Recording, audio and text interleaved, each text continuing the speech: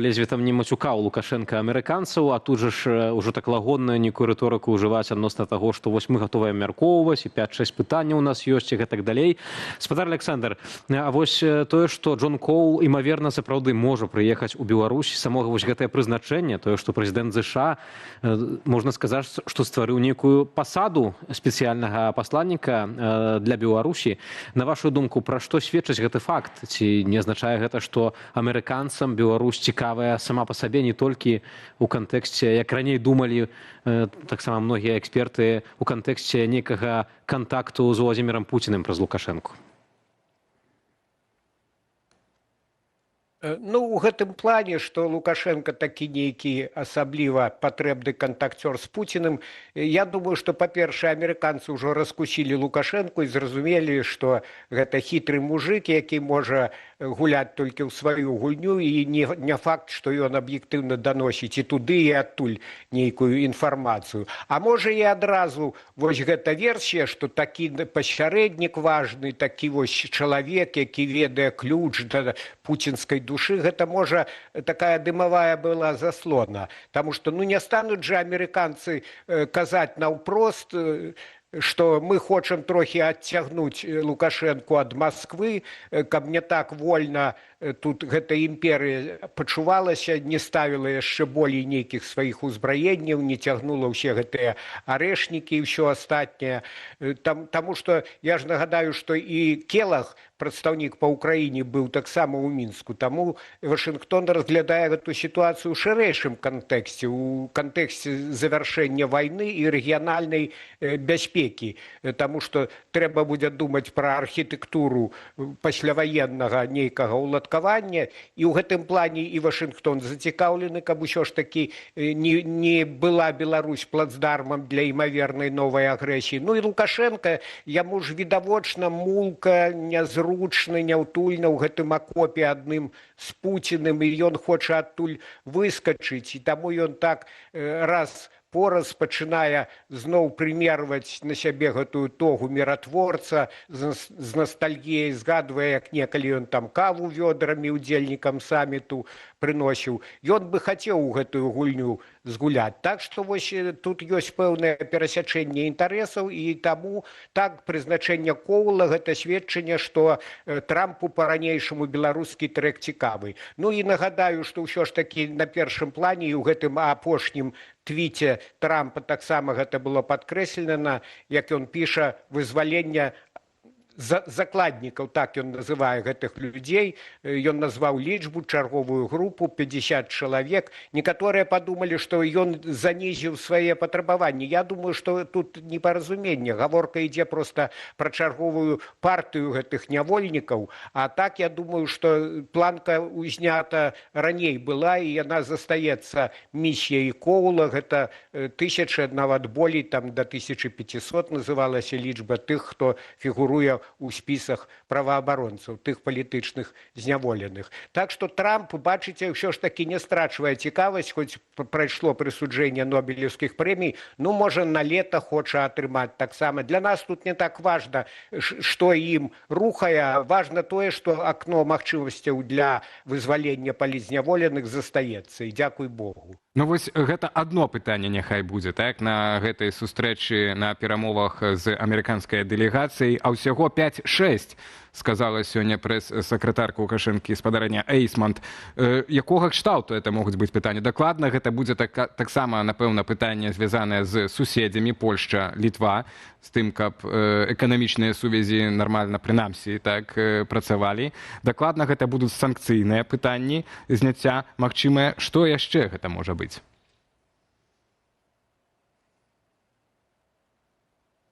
Вы правильно сказали, конечно, калі гаворка пра палітзняволеных, то Лукашенко будзе наўзамен нешта для сябе прасіць ці патрабаваць нават. Мы ж бачылі, што ў выпадку з Белавія, калі там не да канца знялі санкцыі, ён паставіў пытанне рубам, і амерыканцы гэта выканалі. Анекдатычна атрымалася, што выканалі праз пару дзён пасля таго, як ён нібыта іх паслаў нецэнзурнай лаянкай.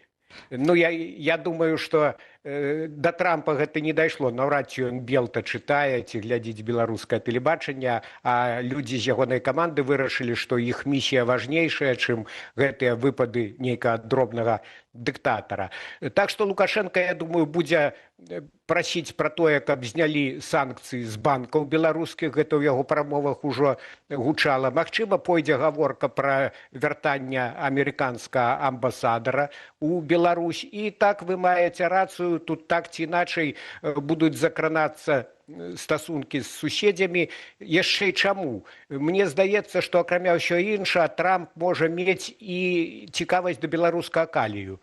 Тут зноў жа перасякаюцца, супадаюць ці сугучныя інтарэсы. Лукашэнку патрэбен шлях на Клайпеду, каб танней была таннейшая лагістыка. А Трамп, ён жа пасварыўся з Канадай, там мыты на канадскі калій увёў. Раней, здаецца, 85% калію менавіта ў Канадзе штаты закуплялі.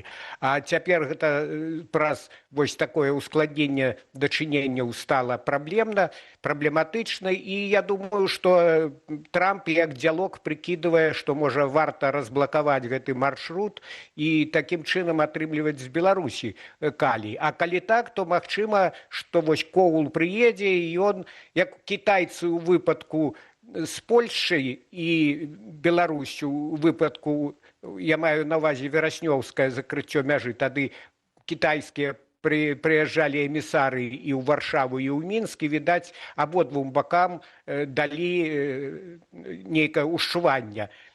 Так і цяпер Коул можа, я думаю, і Лукашэнку трохі пахітаць пальцам, і літоўцаў таксама ў той ці іншай форме папрасіць, каб яны пайшлі на пэўныя кампрамісы. Тым болей, што я яшчэ раз падкрэслю, што іх пазіцыя становіцца слабейшай ужо праз тое, што палякі неўзабаве, напэўна, вось гэтыя пераходы Кузніца і Баброўнікі адкрыюць, таму што ім важная свая гульня з Мінскам, вызвалення Анджэя Пачобута і іншых палітычных зняволеных. Святкуюць Дзень незалежнасці, і прэзідэнт Польшчы Караль Наўроцкі вырашыў уганараваць палітвязня Анджэя Пачобута найвышэйшай дзяржаўнай узнагародай краіны ордэнам Белага Арла. Падчас урачыстай цырымоніі кіраўнік дзяржавы адзначыў, што Польшча дзякуе тым, чыё жыццё з'яўляецца прыкладам гонару і мужнасці. Tylko jeden kawaler Orderu Orła Białego jest dzisiaj. Толькі адзін кавалер ордэна Белага Арла сёння з намі, бо другі ў беларускай турме, у турме рэжыму Александра Лукашэнкі. Сёння з намі няма Анджэя Пачобута, бо ён сам, хоць і не заслужыў гэтага, выбраў турму. І нават нягледзячы на тое, што беларускі рэжым пераследуе яго яшчэ з 2011-2012 гадоў, ён не пакінуў Беларусі, змагаючыся за каштоўнасці, якія для яго сапраўды важныя. Кожны дзень, праведзены Анджэем Пачобутам у беларускай турме, гэта дзень перамогі дабра над злом, хоць для яго самога і ягонай сям'і гэта вялікія пакуты. Менавіта дзякуючы гэтаму ахвяраванню, кожны дзень становіцца перамогою дабра над злом. Гэта ўзнагарода, прысуджаная Анджэю Пачобуту завочна, важная і для мяне, як для прэзідэнта, і, думаю, для ўсёй Рэспублікі Польшча. Спадар Александр, літаральна хвілінка ў нас застаецца на падсумаванне.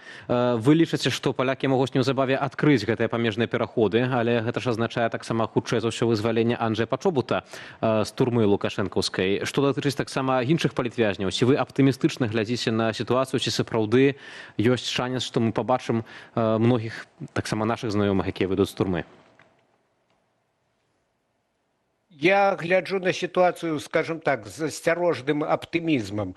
Лукашенко нейкі час таму фактычна артыкуляваў, што была папярэдняя дамоўленасць, адчыняюцца гэтыя два памежныя пераходы і выходзіць Пачобут. Ён назваў яшчэ шпіёнаў нейкіх. Маецца на ўвазе, напэўна, манах Гжэгаш Гавел, который нібыта за шпіянаж быў у Лепелі арыштаваны ў верасні. Магчыма, Кацярына Андрэева з Белсата. Вельмі хацелася б на гэта спадзявацца. Я думаю, што калі Варшава ўсё ж такі тут пойдзе на гэты крок, абяцаны Мінску, то, напэўна, ўжо і Лукашэнку, паколькі ён публічна ўсё гэта прамовіў, трэба будзе трымаць сваё слова.